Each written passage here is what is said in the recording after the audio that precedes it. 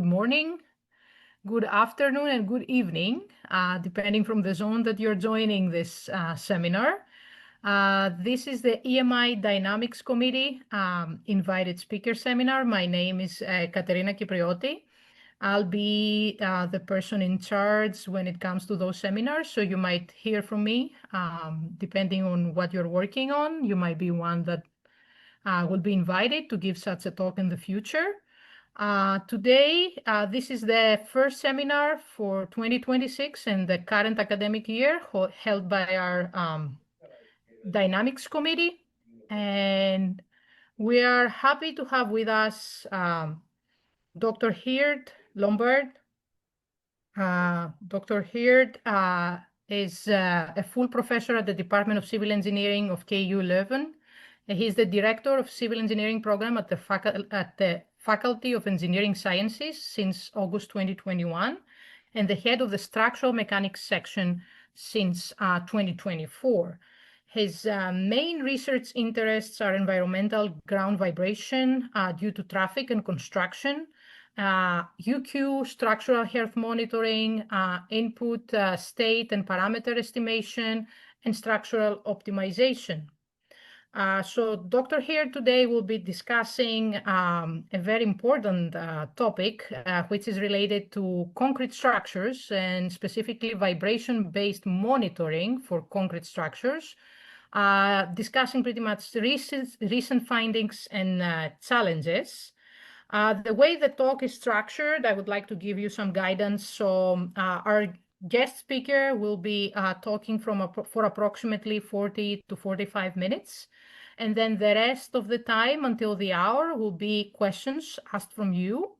There'll be two ways that we can receive those questions. One will be if you put them in the chat and you're shy and you don't want to speak up and ask your own question. The other way that we can do this is I'll ask you kindly to raise your hand. And once I call you, you can unmute yourself and ask the question so our speaker can then answer one at a time. If more questions come up, we will unfortunately have to compile these questions and make sure that Dr. Geert is coming back with some answers for you. Please make sure that you stay muted the whole time. You are the ones that control this, so make sure you're all in mute so we can have our speaker occupying the mic for most of the time. So I would like with that to welcome Dr. Geert and thank him for the time that he took to talk to us on an evening, I'm assuming, where you are, Dr. Geert. And thank you for doing that on a July afternoon. That means a lot. All the thanks from the Dynamics Committee. The floor is yours. Okay, well, thank you very much, Katerina, for the very kind introduction, and many thanks to you and the other members of the Dynamics Committee of EMI for giving me this opportunity to share this work with you. So as announced, I'll talk about vibration-based monitoring of existing concrete structures. I've made a slight change to the title where I've added our recent findings and challenges, as it's not my intention or ambition to give a global overview, but rather to speak from our own experience in recent years. I would also like to acknowledge my co-authors. Menno van Velde was the PhD student who did most of the work that I will present next. Dimitrios Anastasopoulos and Edwin Renders are the people who, in our section of structural mechanics, have basically introduced the fiber optic strain sensing. So that will play a big role in what follows, as you will see. And then the final co-author is Christoph Maas, who did most of the machine learning that will follow at the end of this presentation. So I have a few slides to introduce the subject. I'm sure you've seen many similar slides for introductions on the challenges associated with the assessment of existing concrete structures. Just to give you a picture of what we're dealing with in Belgium, or more specifically in Flanders, we have an aging stock of bridges in tunnels spanning a large range of years and lifetime, and with bridges in very, very different very different levels of condition. So ranging from very bad, where obviously the oldest structures have the largest share, up to bridges in good or unknown conditions. Some photos at the bottom of the slide to illustrate the problem. But again, I think you've seen many similar of such photographs in other introductions. The picture on the right-hand side is the underside of a concrete girder bridge. That will also be the case study in what follows.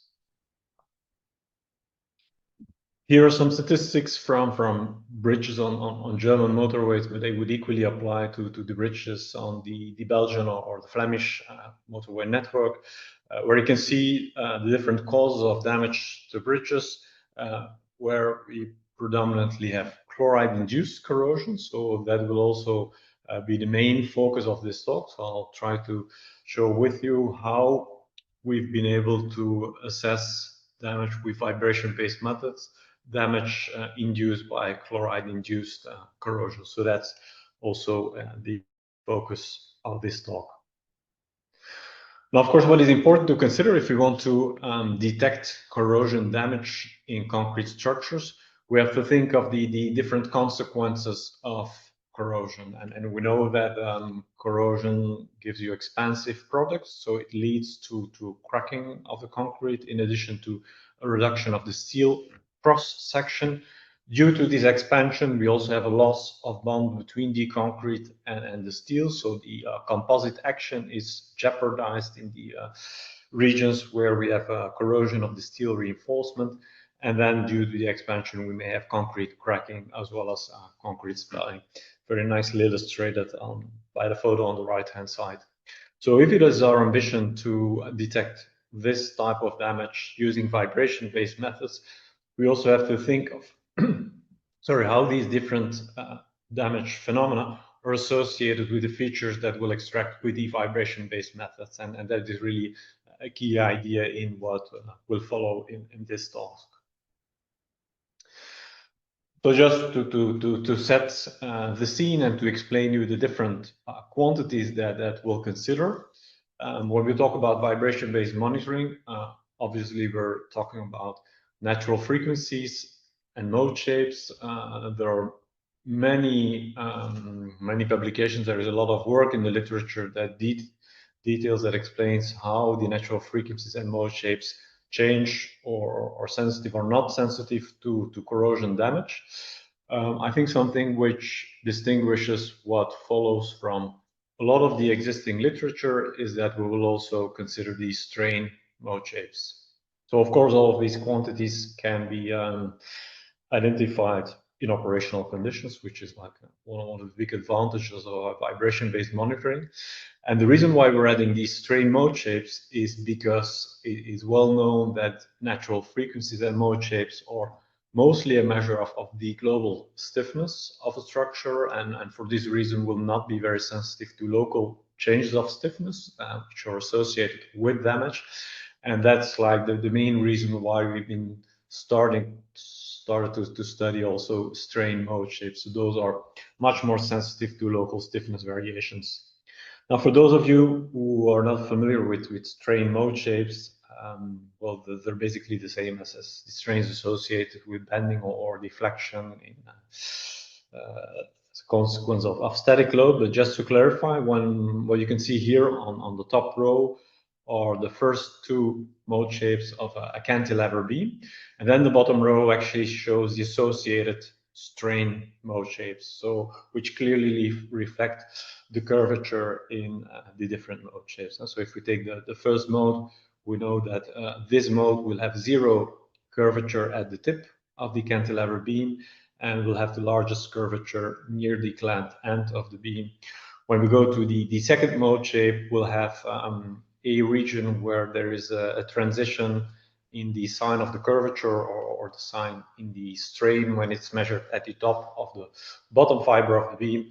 And then you can see the variation you basically expect for this type of deflected shape. So what follows, we'll give a lot of emphasis to the strain mode shapes, and I will not or only marginally touch upon the mode shapes, but we'll also consider natural frequencies as a kind of global measure of damage. Yeah, just as an illustration of what we expect. So imagine that we have a small region here around this, where we have a localized change in stiffness. This is basically what we would expect.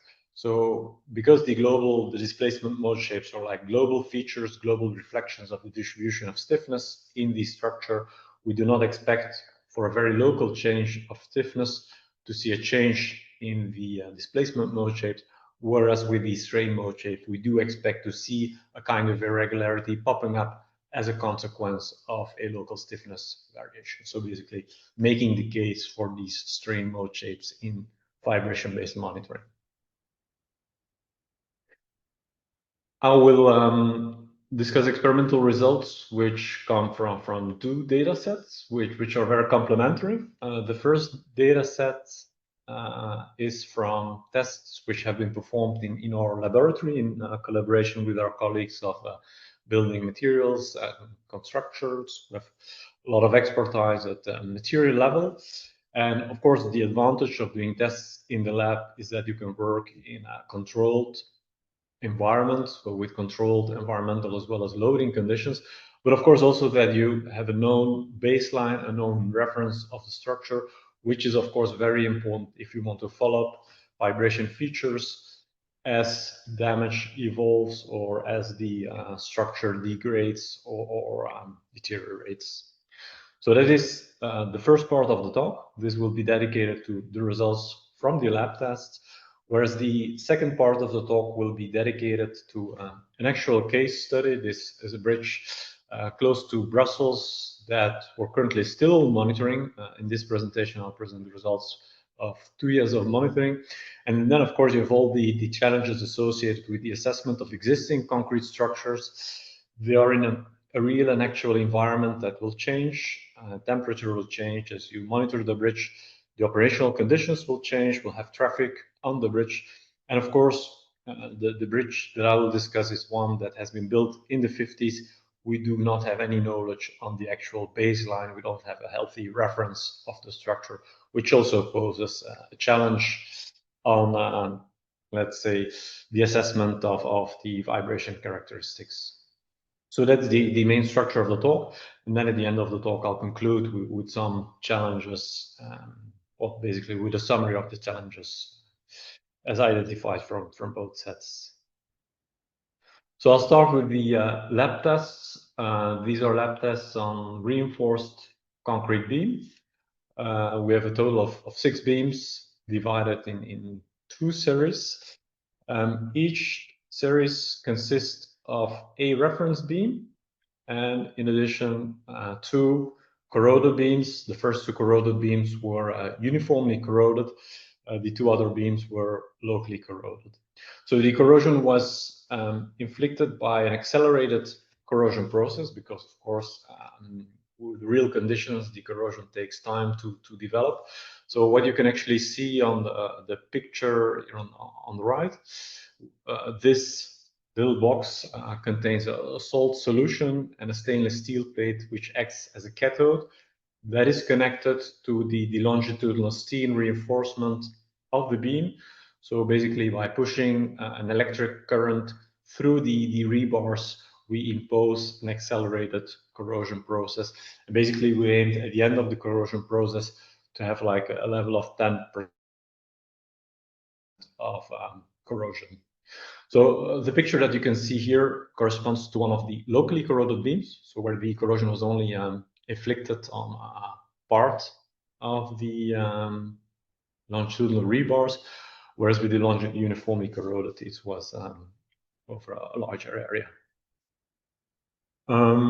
Let's see, after this accelerated corrosion was imposed, we also applied mechanical loading of the beams until failure. You can see the 4-point bending test in the bottom picture. And we've, let's say, monitored the process with different quantities.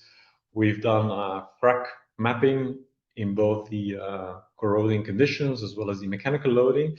The beams were also followed up with acoustic emission sensing, which is something I will not comment upon, but very shortly these results turned out to be very complementary to the ones of the vibration testing or the model testing that we did. And then at several stages in the corrosion process, but also in the mechanical loading, which was done in a cyclic fashion, we've done tests with accelerometers as well as strain sensors that allowed us to keep track of the natural frequencies and the strain mode shapes. What I'd like to emphasize here is that what we've identified, or what we mean by strain mode shapes, are really macro strains, in a sense that you can see here an insulation layer, which is basically put there to protect the optical fiber from temperature fluctuations and air fluctuations. But basically the fiber is attached on a number of discrete clamping blocks. So what we measure, or what we mean by macro strain, is really the average strain between two such clamping blocks. So what we will observe will depend on what cracks develop in between those clamping blocks. All right. In order to understand the results and for physical interpretation, it's important to keep in mind what the crack patterns that developed in both cases. So you can see here, which may be a bit confusing, two different views of the beams. In the case of the accelerated corrosion, you can see a bottom view of the beam, and basically what you can see are the cracks that appeared up to the end of the corrosion process. And you can see a lot of longitudinal cracks which develop, which is of course due to the longitudinal rebars corroding and the expansion that took place. You can also very clearly see the two locally corroded beams. So you can see that in the symmetric case, of course, we have the cracks in that region, and you can also tell from the asymmetric case where the corrosion was actually inflicted. So this is a bottom view. For the mechanical loading, you can see the cracks on a side view, where of course you can see the vertical bending cracks at the end of the mechanical loading process. The colors of the cracks actually reflect the maximum load up which we went. So basically you can see the development of the vertical of the bending cracks over different loading cycles. It's also interesting to see that it seems that the distance between the cracks for the reference beams is slightly less than for the ones with the corroding beams. And this is, of course, because of the way in which, let's say, the concrete was already deactivated due to the prior corroding process. So basically, it takes longer for the stresses in the rebars to build up after a crack appears in the concrete. So let's keep this in mind. This will be important to interpret the results which follow next. All right. What you can see here are the natural frequencies as they were measured at several points in the corrosion. So the bottom row is for the uniformly corroded beams. The bottom row is for the locally corroded beams. So let's start by the uniformly corroded beams. You can see here for different types of modes, the evolution of the natural frequencies. And so we have two beams with uniform corrosion. So basically we have two sets for all types of modes. And you can also see this colored region. Why is the colored region there? Well, the colored region was actually determined based on the reference beams. So what we've seen in prior and similar tests is that even though we've waited 6 months to start the accelerated corrosion process, the concrete is still evolving. So the properties of the concrete are not fully fixed, or there is still a bit of creep and shrinkage that continues after 6 months.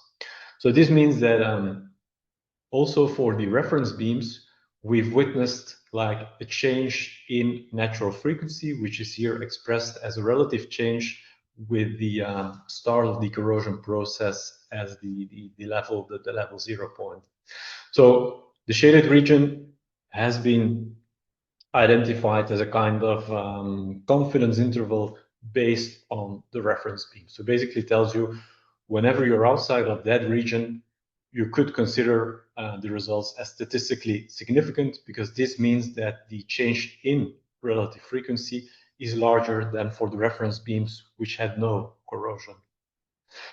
So obviously, even though we would like to see the evolution here as something which reflects the damage due to the corrosion, you can see that this trend is still more or less within the confidence region, meaning that the statistical significance is not that large. So that is true for the vertical banding. It's for the lateral banding, you could see some of these lines leaving the confidence region, but then it's most clear for the torsional modes that there is a clear deviation from what we've seen for the reference beams.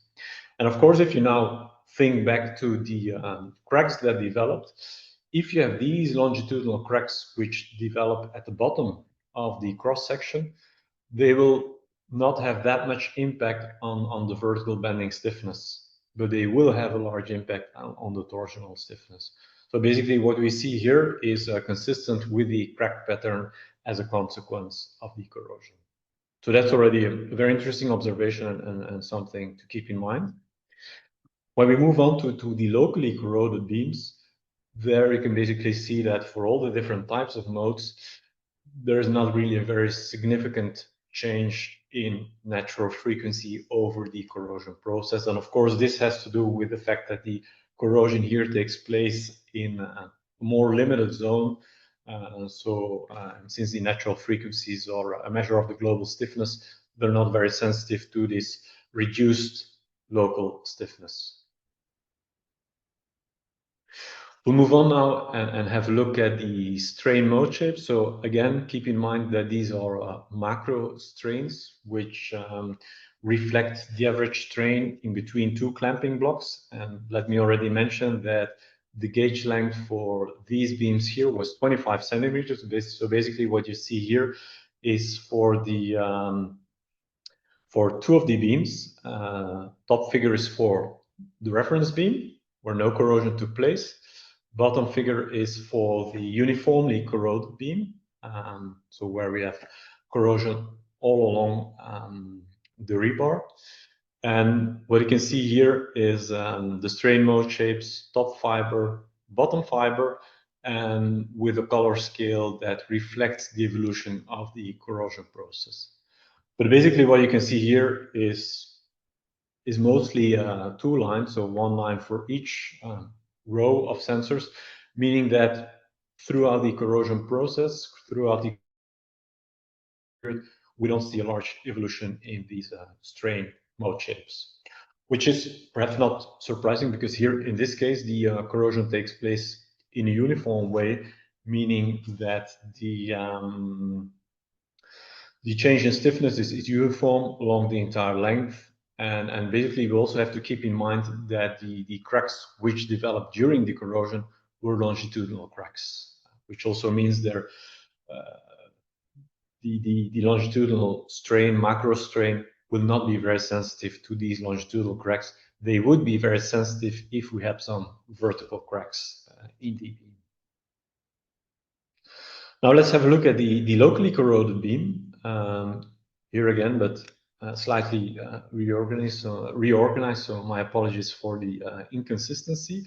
But basically, here we have two columns, where the left column represents the strain mode shape for the first bending mode of the symmetrically corroded beam. So the colored region here represents the region where the corrosion took place. And then, of course, the right column represents the asymmetrically locally corroded beam. And so we again have top and bottom fiber. And now what is interesting is that you can actually see some more irregularities popping up in these zones where we have corrosion. So there is a kind of evolution here in the irregularities over the corrosion period. And that is very interesting, and it actually has to do with a few vertical cracks that actually develop together with the longitudinal cracks. So it's mostly those vertical cracks which are picked up here by these strain load shapes.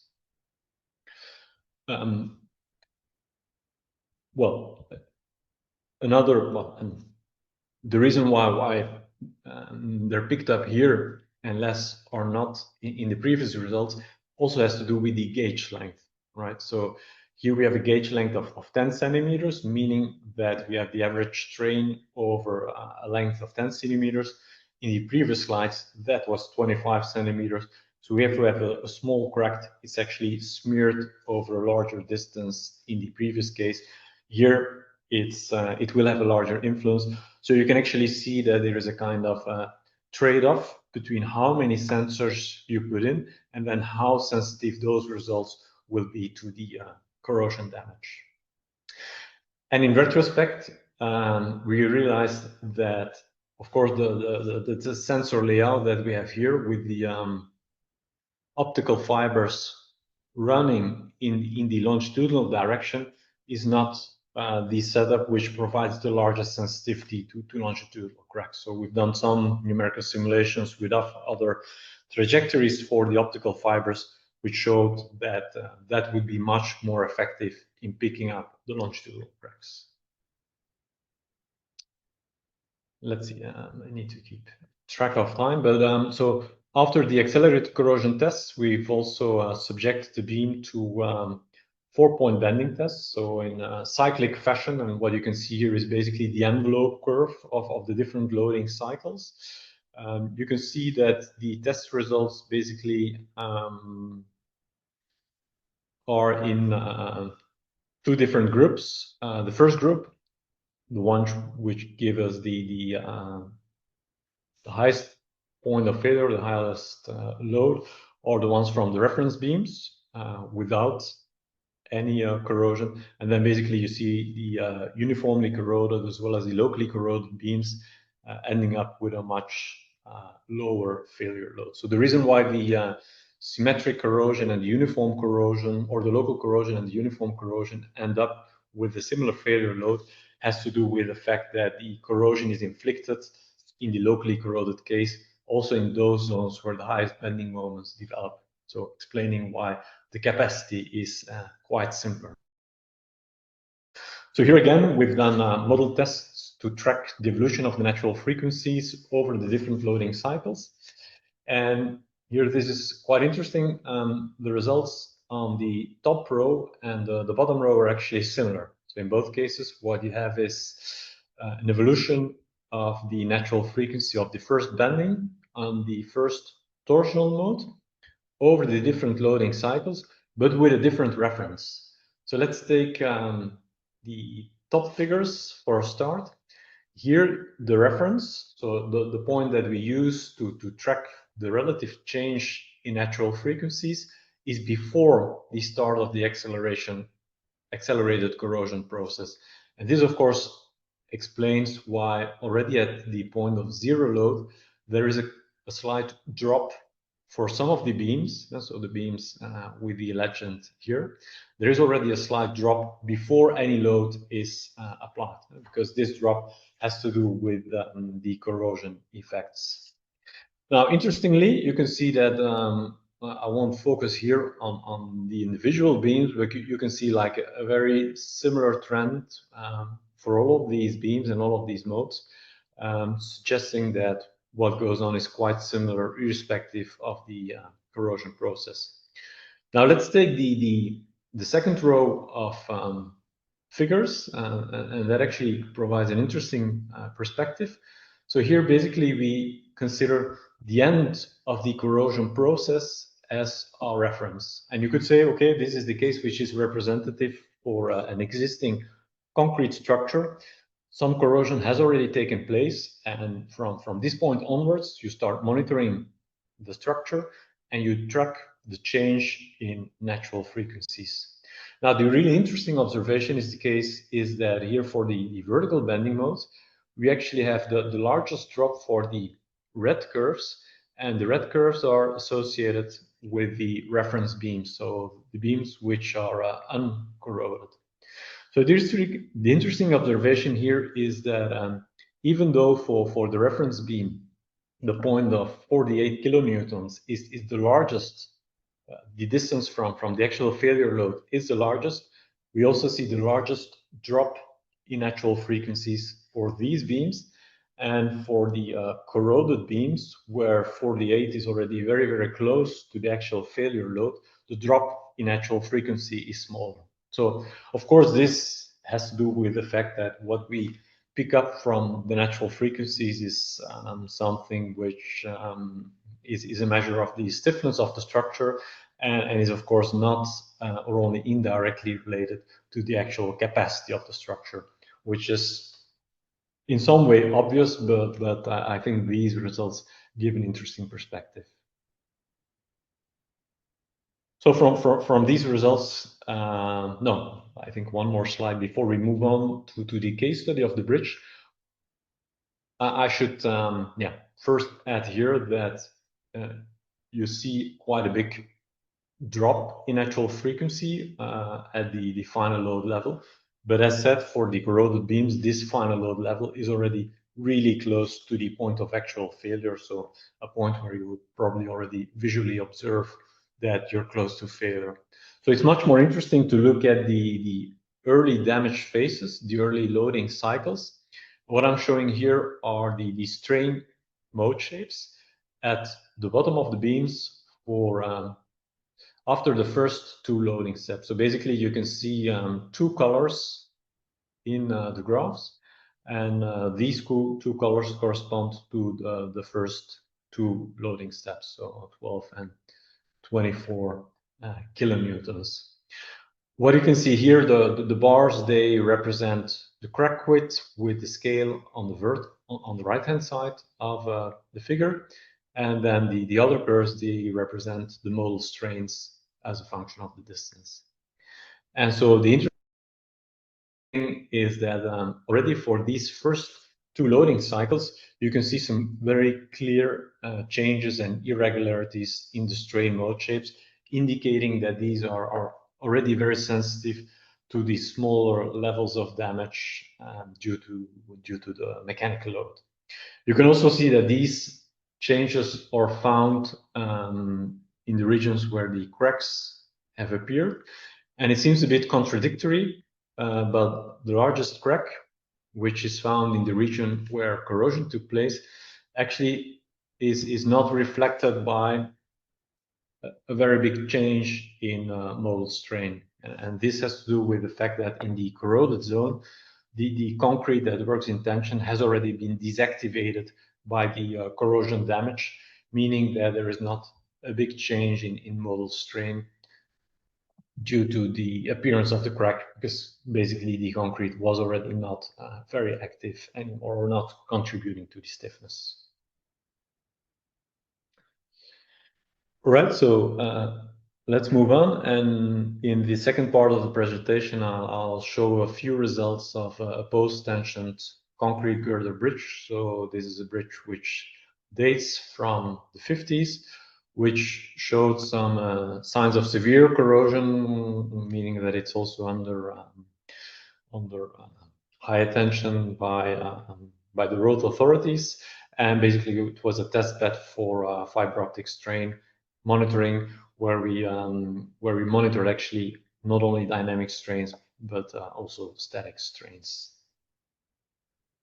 So just to give you a general idea of a picture, it's a kind of bridge that is very common in Belgium. So actually the post-tension beams are the ones going from B to L. So the beams of the central span, so you have two side spans here and here. You have the central span, and basically all of the beams of this central span, except for two side beams, are post-tensioned with according to this scheme. There are a few particularities of the bridge which I think are less important right now, but there are a few hinges which were realized through Fressinet hinges, which was a quite popular solution at that time, but not very important for the results that will follow next. So the bridge was subjected to a large number of tests. We've done an operational model analysis at one particular day using triaxial accelerometers. As mentioned, the bridge was monitored with a large number of fiber optic strain sensors since January 2023, and monitoring is still ongoing. And then in addition to this, we've also done load tests. The picture on the right-hand side actually shows you the load test. You can see the trucks which were put on the bridge. And basically all these tripods here correspond to the bushels of fleximeters that allowed us to measure displacements of the central span at several positions. Well, perhaps to complete, you can also see here the clamping blocks. So here again, we're measuring macro strains with the fiber optic system.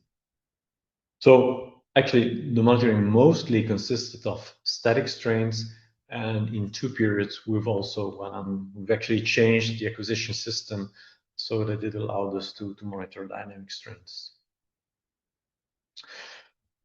Yeah, I won't discuss this, but we also try to develop and are still working on this a digital twin of the structure, which would not only reflect the properties at one particular instant in time of the bridge, but would also like follow up the evolution in stiffness as a consequence of changes in temperature.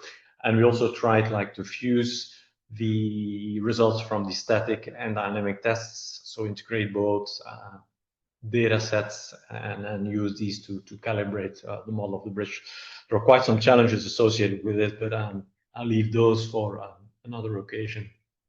So moving on with the optical strain measurements, you can see here a side view of one of the beams. So you can see a fiber at the top, a fiber at the bottom. You can see the various clamping blocks here illustrated on the side view. So we measure strains in between all these clamping blocks, and then in addition we had temperature sensors. So most of the sensors were on the longitudinal beams, but we also have a number of sensors on the transversal beams, which I will comment also, and then also a number of sensors on the columns of the bridge, with the idea of using this as a kind of way in motion system. So as mentioned, the monitoring was mostly a static strain monitoring, but then during 2 periods in times, we've actually used a subset of these sensors to monitor the dynamic strains. So from those dynamic strains, we've extracted the natural frequencies of the bridge. So what you can see here is an evolution of those natural frequencies in a period of a bit more than 1 year. So from January 2024 to February. You can also see the 4 mode shapes as they were identified with our conventional accelerometer. So here we have, in addition to the central span, also the side spans of the bridge. So the 4 modes corresponding to the 4 lines, basically the clusters of natural frequencies that you can see, where in this trend you can see what we expect as an increase in natural frequencies in basically the cold periods when we have a stiffening of some of the materials. You can also see the 2 periods of dynamic monitoring. So these are the ones where the acquisition system for the dynamic strains was put in, and basically we decoupled some of the static strains or some of the strain sensors to capture dynamic strains.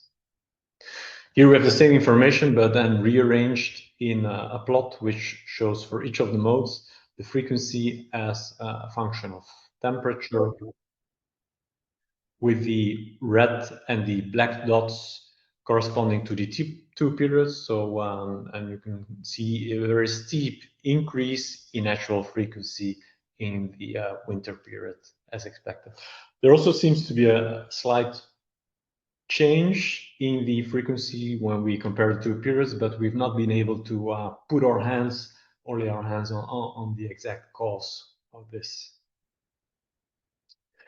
We've also checked how sensitive the model strains are to temperature from past research on steel structures. We know that these strain mode shapes are not too sensitive to temperature, but this was for steel structures, so basically structures mostly composed of a single material.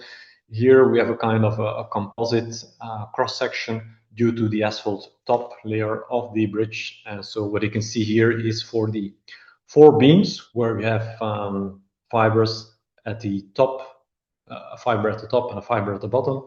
You can see the strain mode shapes with different regions, and the different regions correspond to different temperature ranges. So you can basically see a bit of a shift in the modal strains as a consequence of temperature, so indicating some sensitivity to temperature.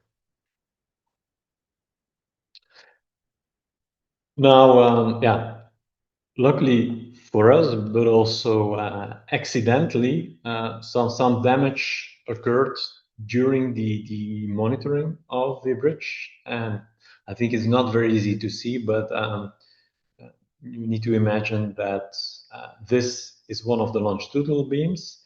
This is a transversal beam. So basically we're looking at the bottom of the bridge, and you may see some spots over here. And these spots correspond to positions where small diameter concrete cores were drilled. And accidentally, one of the post-tensioning strands was damaged by the drilling of such a core in November 2024. So this is during our period of monitoring. So actually, as soon as this occurred, we decided that it would be interesting for us to repeat the dynamic monitoring, which basically explains why it was in 2 periods. So the second period was after this damage occurred, so that we could actually compare the natural frequencies as well as the strain mode shapes. Now, of course, it's a small diameter concrete core. It's only part of the section of one of the post-tensioning strands that was damaged. So the damage is really, really very minor. And so, of course, we did not really expect to see a change in natural frequency. We were interested to see the to check the strain mode shapes, and it's probably hard to see, but actually on this figure we have 2 sets of results which are superimposed. There is a black line, there is a red line, there is also a confidence interval among them, and basically you can see no change in the strain mode shape. So, which is perhaps not surprising given the very minor nature of the damage. So what we decided to check next is the static strains of the bridge. So what we can see here is strains for a large number of sensors just superimposed on a single figure. So this is for 2 years of monitoring. And so the top figure shows results for 176 strain sensors, the bottom figure for 26 strain sensors. So here, longitudinal as well as transversal beams. So in the static measurements, we had a much lower sampling rate, of course.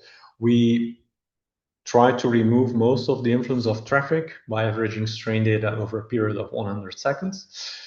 And then, of course, we also wanted to compensate for temperature, but unfortunately, we had some defects in the temperature measurements. And so at the end, we decided not to do the temperature compensation, but look for other ways to, let's say, compare the different signals and to try to do some kind of novelty detection and check if we would see a change in strain. So these are really the rough, the raw signals, I would say, from those optical strain sensors. Now, clearly, what you can see is that all of these sensors exhibit a very similar pattern, which is, of course, the cyclic seasonal change in temperature that dominates here really what we read from the sensors. So we decided then to check. We could still use those results to check if there were any deviations. And actually, if you look closely to the results from the transversal beams, it's clear that there the results of the different sensors align less closely than the ones from the longitudinal beams. So at least there seems to be something in those signals which look to be not present at the start. So what we've done is applied some very basic tools from machine learning. So we've done a linear principal component analysis, trying to explain the results either with a single principal component or 5 principal components. So that's the bottom figure. The training period was the first year here. So that period was basically used to train and identify the principal components, which are in this vector over here. And then what we did is check prediction errors as a difference between measured signals, let's say the part explained by either 1 or 5 principal components, and then of course the offset for each of those signals. And the results you can see in the figures are the prediction errors for all of those, no, for actually here for 3 of these sensors. Let's focus first on the black line. The black line is actually a sensor which is not any near to visual damage on the beam. So basically you can see that indeed, if we look at the prediction error, it seems to be very, very stationary over the course of time. So not only during the training, but also in the validation phase. Let's now move on and look at the red signal. And the red sensor, by coincidence, was located very, very closely to the concrete core and to where the damage occurred. And you can see apart from the signal here that is magnified. And in particular, when we have the 5 principal components, what you can see here is actually a very small but steep jump that occurs November 2024. This is when the damage occurred. So here it actually turns out that the static strains are much more sensitive to this very, very small damage than the dynamic strains, which is probably explained by the fact that the small damage led to some redistribution of stresses in the cross-section and a redistribution of stresses which was not associated with a change in stiffness. So that's at least our explanation. Now let's move on to the blue curve. The blue curve actually corresponds to one of the strain sensors on the transversal beam. And this is a sensor which seems to be drifting, right? So the drift is actually very, very clear when we just have one principal component. It is much less clear, or at least it seems to be not present in the training phase when we have 5 principal components, while there is something happening in the second phase. So what is this, or where is this sensor located? This is actually a sensor on the transversal beams that spans a crack in one of the longitudinal beams. So actually the drift that you can see here has to do with what could be the widening of a crack in one of the longitudinal beams. Even though it looks to be quite large, and I'll discuss this next. Let's first move on to another way of identifying this drift. Before I move on to those results, I just want to highlight here that, of course, if you train machine learning model in a period where this gradual damage is already evolving, that will tend to mask this continuous damage development also in the validation phase. So this type of method seems to be very well suited to identify abrupt changes which appear in the validation period, or at least after the model has been trained, but it's not very well suited to keep track of, let's say, a degradation that happens in a more continuous or distributed fashion. So at the end, we've decided to do it even in a more basic way.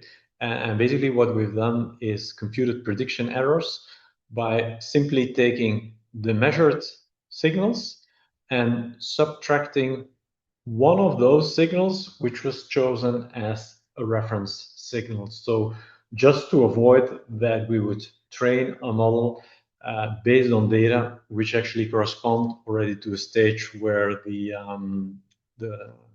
the damage is already evolving. So what you can see here are the same three signals, but now simply with one of these signals taken as a reference. And you can see that if we take one of, because we're taking here one of those signals as a reference, so you can see that all of them have more or less the same variation. And so taking one of them as a reference actually already removes most of the environmental variability in the strain signals. So you can see that even in this way, we're able to see the minor damage, even though that was much more clear with the principal component analysis.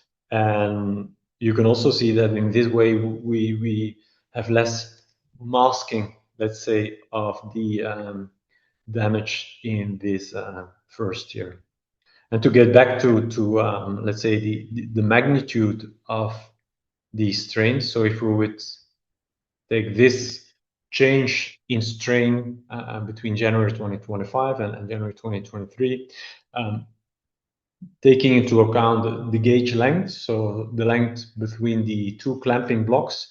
And if we assume that this change in strain can be entirely attributed to a change in crack width, it would correspond to roughly 0.18 millimeters change in crack width. So something which is not very, very dramatic, and also pointing out the high sensitivity of such sensors. So that basically brings me to the conclusions, and I see I've taken a bit more time than I announced, so my apologies for that.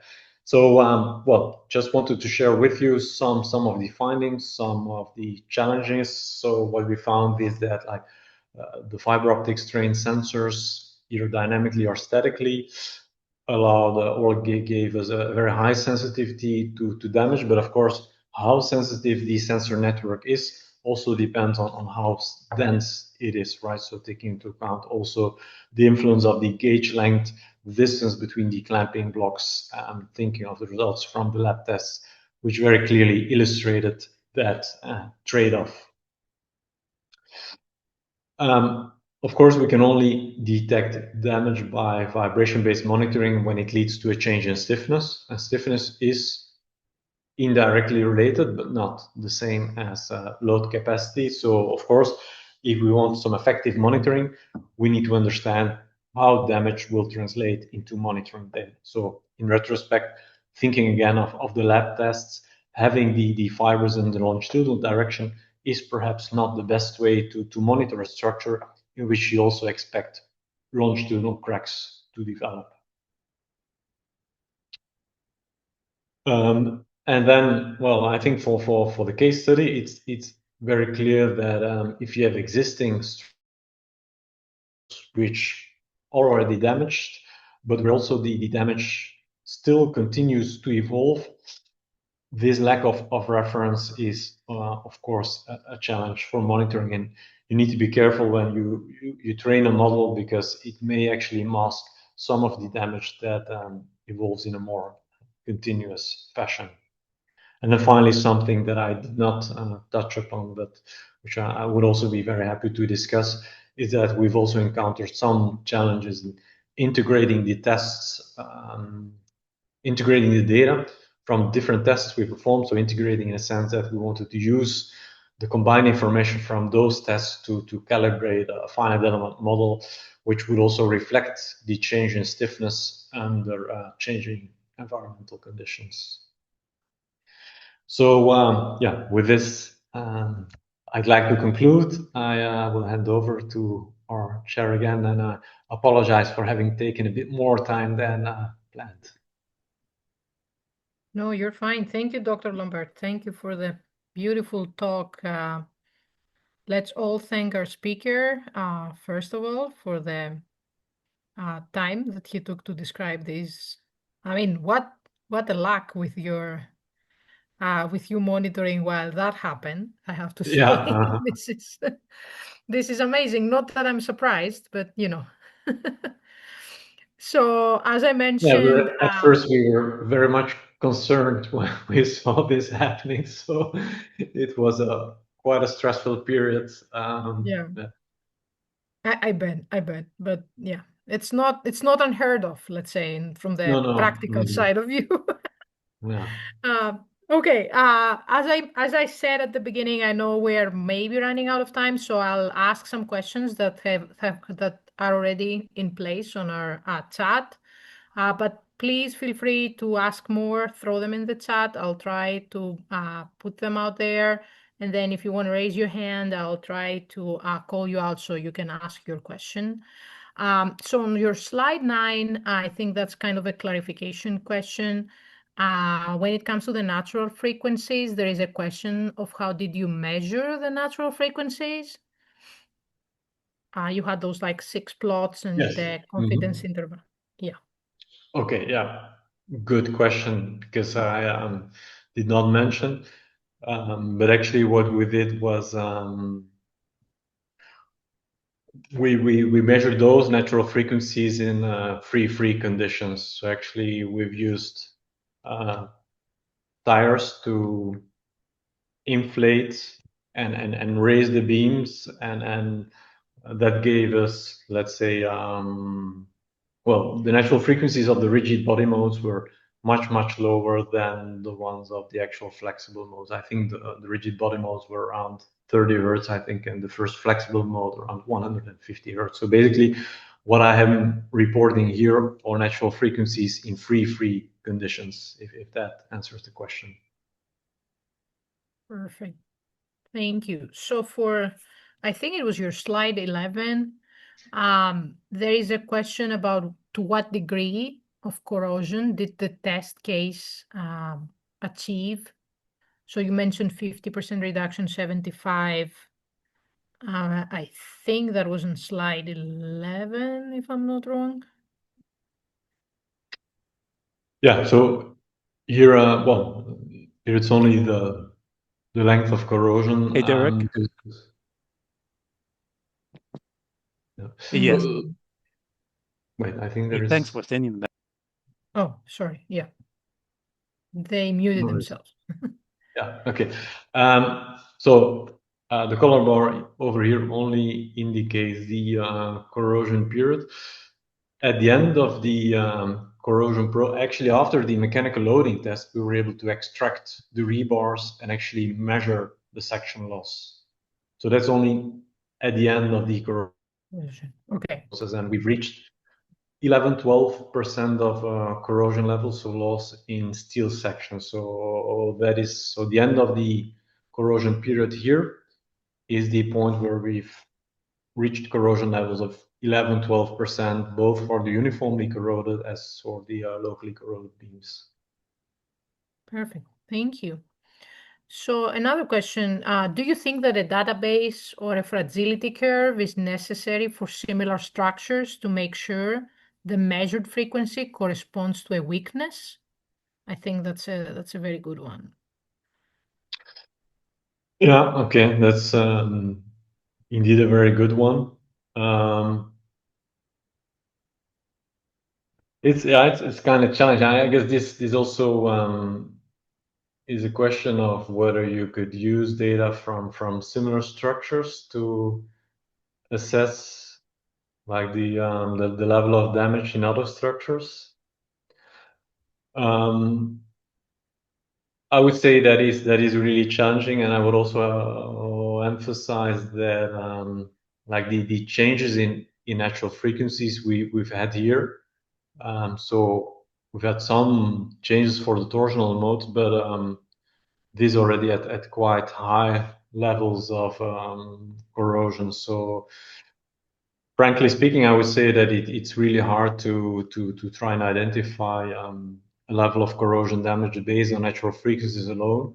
I think our conclusion is mainly that the best we can do is try to detect and perhaps even localize damage using data such as strain mode shapes, which are far more sensitive to local changes in stiffness or to cracks appearing. Mhm. So another one is about your scheme when it comes to like how did you choose your sensors? So did you choose a single sensor as your reference point, or did you have various sensors to determine which one had the largest error? Okay, that's also a very good question. We've been thinking about this, right? So sorry for the yeah. So